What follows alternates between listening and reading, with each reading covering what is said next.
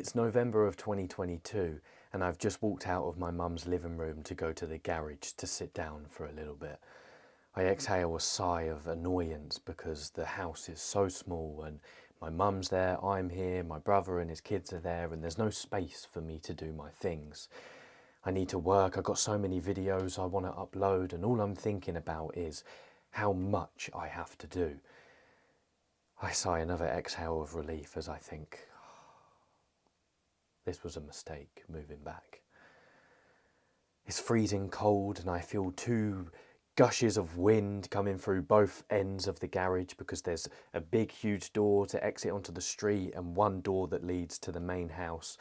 I'm feeling freezing cold and I'm feeling like I need to get my mind off how I'm feeling. So I open up my laptop and I sit there, I get notes open and I start jotting down ideas of the life that I want to live and the type of reality I want to create for myself, which is directly opposite to the reality I'm living in right now. Another exhale of annoyance, and I think, enough is enough. I can't be here anymore. I need to go for a walk. So I pick up my stuff, pick up my bag, walk back through the house. Everyone's chaotically going about their lives in the living room. I don't speak to anyone. I ignore everyone, put my shoes on and walk out the front door. And instantly the cold hits me. I begin walking and I think, oh, finally, freedom. There's a walk round the corner of there's a woods round the corner of my mum's house, and I begin walking towards it. It's the usual route I walk on if I feel like I need to get out of the house, but I think I want to take a bit of a different route this time. And I'm feeling good. I'm feeling released. I'm feeling like I finally got the solitude I needed within the past 30 minutes of angst and annoyance. I walk past the hospital and I walk down the passage towards a local shop.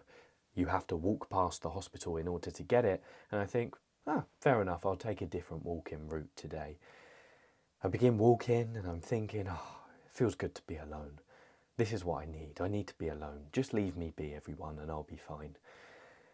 But as I walk past the hospital, I turn to my left out of curiosity to look inside one of the windows, and I see a mum, middle-aged, sat at the end of her son's hospital bed. Her son is probably about 14 years old. He's in a hospital gown. He's as pale as anything and he's clearly very ill. And she's sat there very close to him, brushing her hands through his hair to soothe him in his pain. He's very sick and she knows it. But she's doing everything she can to soothe him. And all I can think of is, what am I doing? Why am I resisting my environment? And why am I being such a pain for my family to be around? I understand this isn't the life that I want to live, but why can't I just at least find one thing to be grateful for? So that's what I decide to do. I walk on, I continue walking for 10, 20 minutes, unpacking the experience in my head, jotting it down on notes on my phone because I know I'm going to tell this story in a YouTube video one day. And then I walk back 20 minutes later to my house. I open the door with my key. I brush my feet on the mat. The light instantly hits my eyes. The warmth of the house instantly rushes through my skin.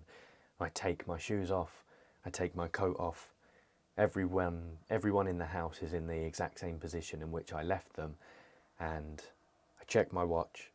It's about 9 o'clock in the evening, so it's time to go to bed. And as I walk through the door, I smile. I kiss my mum goodnight, I say goodnight to everyone else, and I go to sleep. Now, the simple lesson for me to explain here would be just be grateful for the things you have in life and just be a joy for people to be around. And there is a risk of me giving quite a cliche piece of advice here, but screw it, let's go for it. What I've realised in this experience is it's so easy to get in your own head about where you should be in life and the things that you should have in your life right now that you don't have, and maybe you've moved back into your mum's house or your parents' house to re-find your feet a bit. You know you don't want to stay there for a long time, so you grow a little bit annoyed at the fact that you've chosen to move back into your mum's house, but at the end of the day you've chosen it. And what I've realised through this experience is, I'll speak about what I realised.